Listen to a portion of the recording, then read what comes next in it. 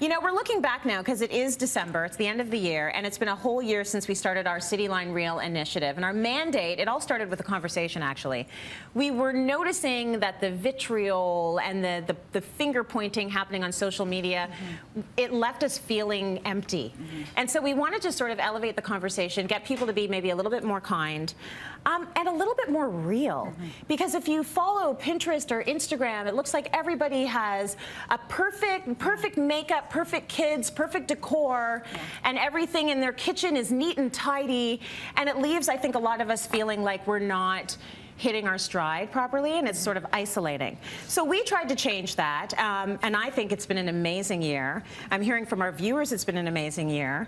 How have you found the experience? I love it. And you know what? Obviously, as a meal planner, dealing with families day in and day out, this is what you see. You see the guilt, and everyone feels like they're not stacking up to someone else. So I think when they see people who are on the show talking about their real life experiences, that yes, we really do like KFC every once in a while. You know, when you hear that, when you see that, and you know that's real, it just makes everybody, I think, especially, I think women come together. Yes. And I think it's about that support, I think, is so crucial. You see a lot of finger pointing, as I mentioned.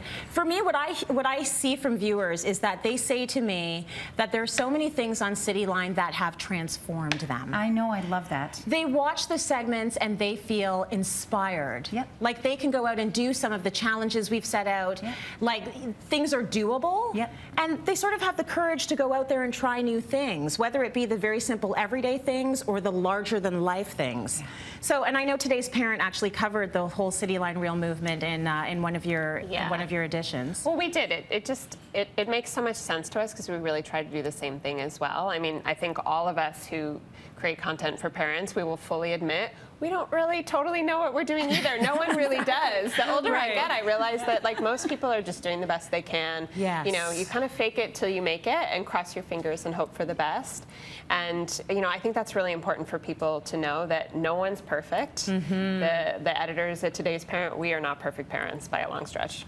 And you see that actually covered. I feel like Today's Parent has also had its own journey in terms of being very real. A lot of the content is, how do you get your kids to sleep? Well, maybe you don't. Maybe they're sleeping with you, and maybe that's your reality. And I think as a parent, that can't be underestimated. There's always a gut check. It's really good to see that. Is it realistic? Does this advice really make sense? Is this really the way that people actually parent this day and age? And we try to keep it as real as we can. For sure. How about you, Eva? What do you think? How's it been for you? I like to put what's actually happening in my life on social media, even if it's not pretty. I'll post pictures of, you know, the kids are all looking different angles. The Christmas card is not perfect.